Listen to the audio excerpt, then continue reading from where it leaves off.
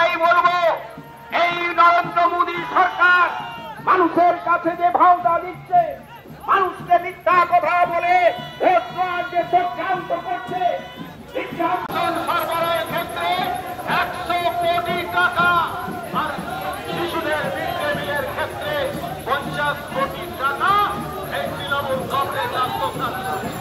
তৃণমূল কংগ্রেস আসন্ন লোকসভা নির্বাচনে রাজ্যের প্রতিটি প্রান্তে বামফ্রন্ট প্রার্থীদের জয়ী করুন।